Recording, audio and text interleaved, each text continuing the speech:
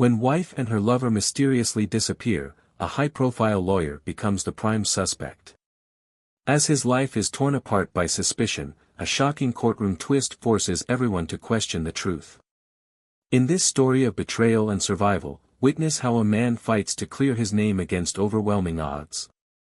I didn't expect my life to take the turns it did, but as a lawyer navigating a world of shadows and backroom deals, nothing stayed simple for long. Back then, I was one of those lawyers you'd only hear about in whispers, known for representing people most lawyers would cross the street to avoid. The deeper I got, the more I learned to embrace the chaos, to see the law not as a tool of justice but as a game of strategy.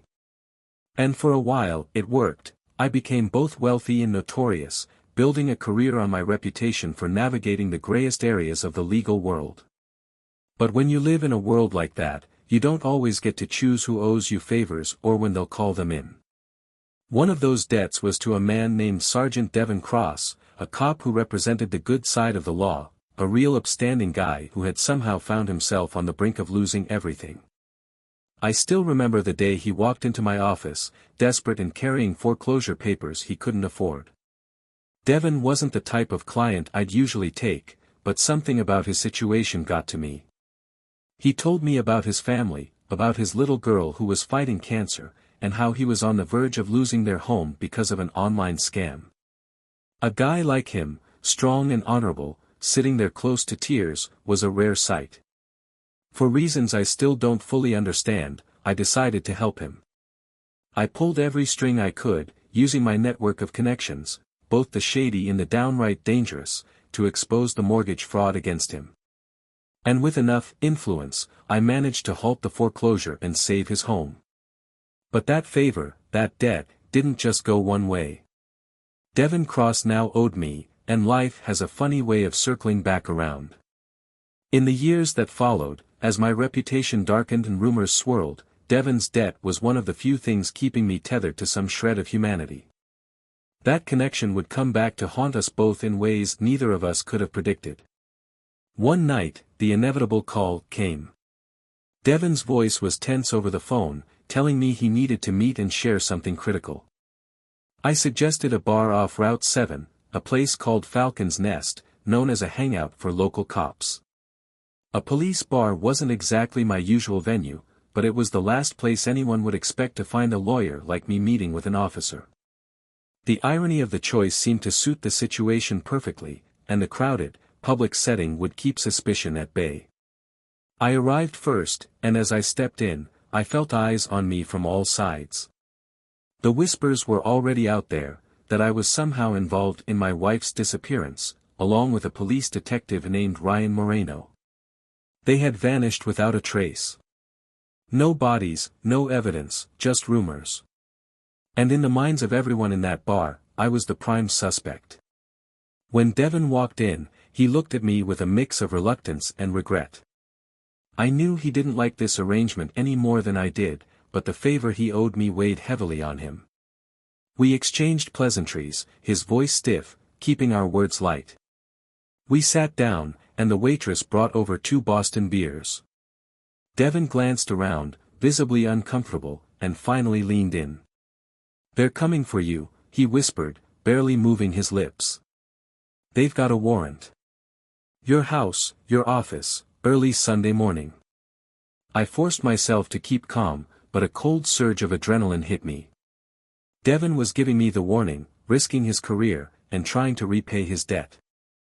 I pushed back my chair with an exaggerated crash and raised my voice so everyone around us could hear. "Look, when I need advice, I'm not going to get it from some street cop," I scoffed, loud enough to make everyone in earshot uncomfortable. "And for the last time, I don't know what happened to my wife." I left him there, stunned, as I stormed out of Falcon's Nest. We both knew what I'd just done. I had given the onlookers something to talk about. They'd assume he'd been pushing for a confession, nothing more. As I stepped out into the night air, a dark feeling settled over me. Devin had risked everything to help, and now I was on borrowed time. But somehow, even under the weight of suspicion and looming searches, I knew I'd have to keep my edge if I was going to survive the storm heading my way. By Sunday morning, I was more than ready. The police raid, just as Devon had warned, came with full force. 4 officers in tactical gear burst into my house at dawn, clearly expecting to catch me asleep or disoriented. Instead, I was wide awake, frying eggs and bacon in the kitchen, the scent of breakfast filling the air as they stormed in. "Hope you guys are hungry," I called, giving them a cold smile as they cuffed my hands and led me outside. They threw me into the back of a police van as I watched them tear into my house, combing through every room, every drawer, like bloodhounds on the scent of a fox. The entire ordeal felt like a twisted invasion, yet I'd prepared for it, fortified myself mentally for every piece of my life they'd rip apart. They left nothing untouched, ransacking closets, tearing up carpet, and even digging through the flower beds outside. The basement was where they really went to town, ripping through every inch with an almost gleeful ferocity. They seemed to take a particular interest in my car, a plain brown Toyota Camry, a far cry from the flashy sports car my wife's lover had driven.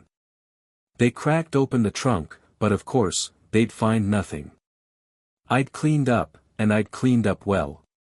Once they'd exhausted themselves and torn through all they could, some of the officers who knew me, colleagues I'd crossed paths with over the years, extended an invitation to Denny's for breakfast. I accepted. Over pancakes and coffee, they peppered me with thinly veiled questions, fishing for a confession they'd never get. "So, where are the bodies, Martin?" one of them asked, leaning forward, his eyes glinting with a dark mix of curiosity and contempt.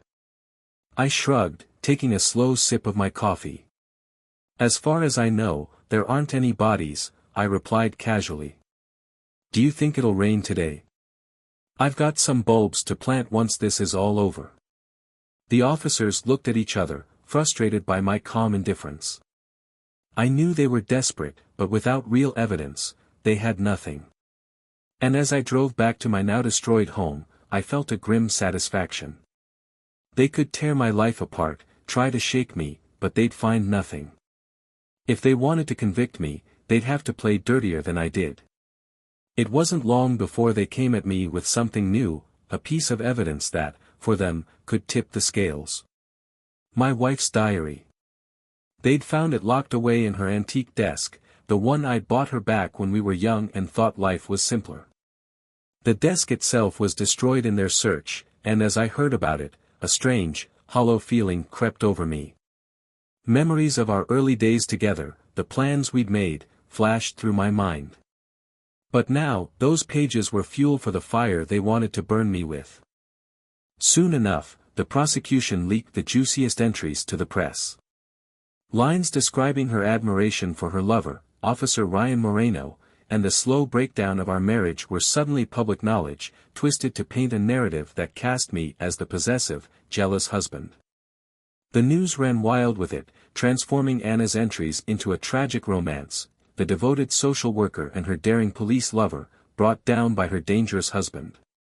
The courtroom was packed with spectators, eager for any salacious detail.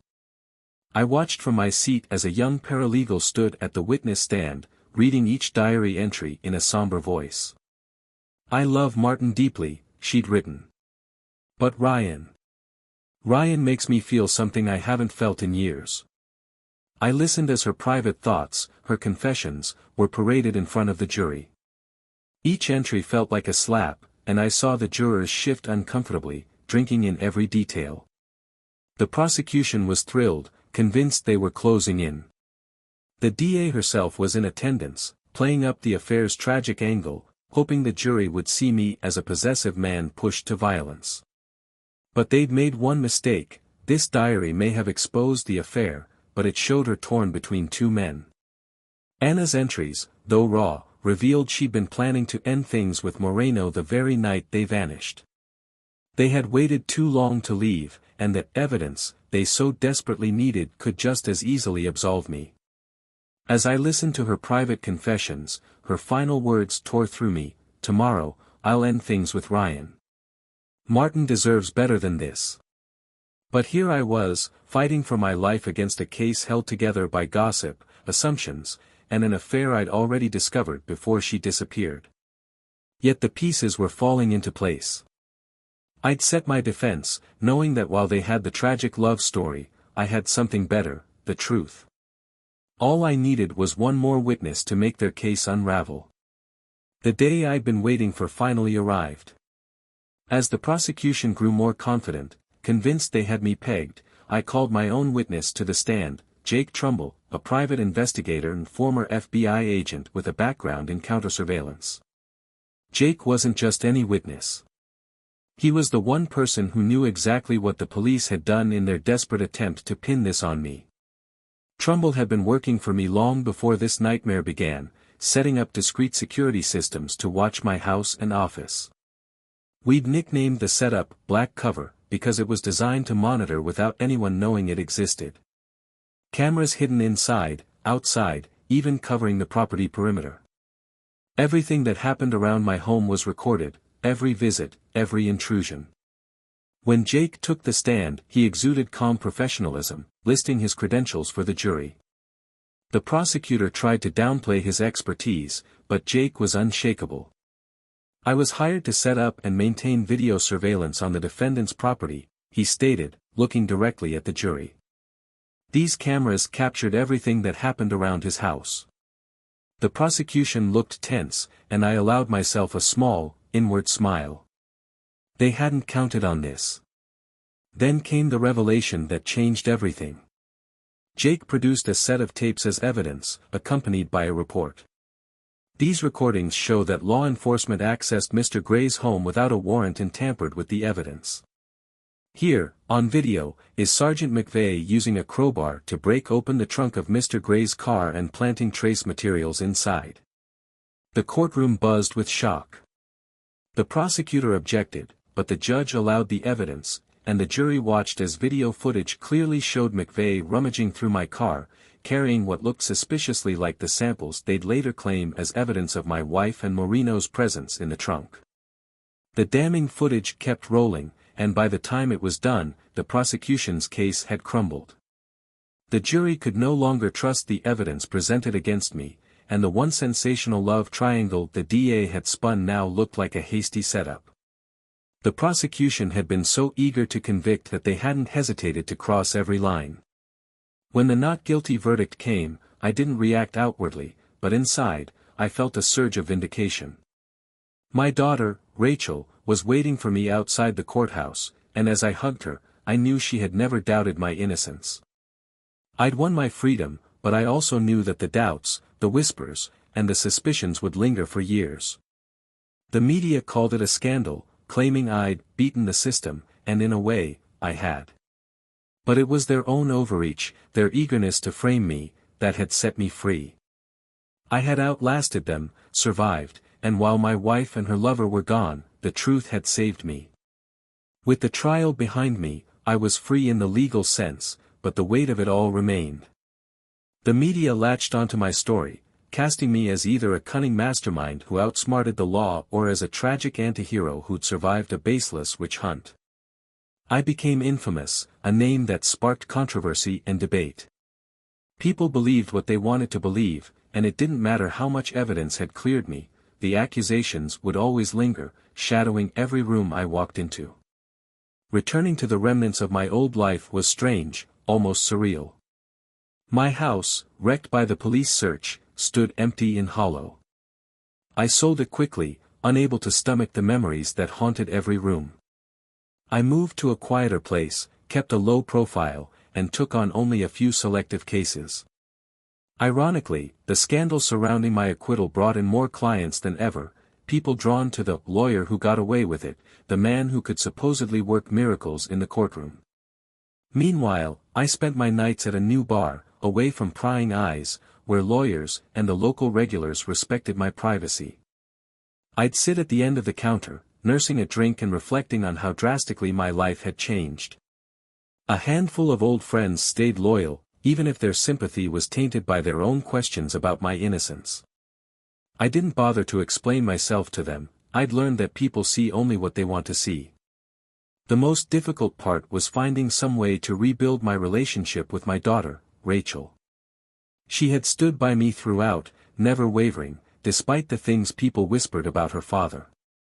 Our bond was my one lifeline, and in her eyes, I was still the man who had raised her, the father who had taught her right from wrong. I clung to that, grateful that I hadn't lost everything. As the years went by, I made my peace with the doubts that people held about me. The love triangle, the diary, the tragic ending, all of it had turned my life into a public spectacle, a modern myth. But I'd come to understand that survival wasn't about clearing my name, it was about accepting that I couldn't change people's minds. So I moved forward, unburdened by the need for anyone else's approval. In the end, I had outlasted them all, the police, the prosecution, the scandal-hungry media. And while some would always believe I was guilty, I knew the truth. My life was far from perfect, but I was alive, still standing, and in this world, survival was the closest thing to victory I could hope for. This is where the story ends. Share your opinion in the comments. Did you like the story?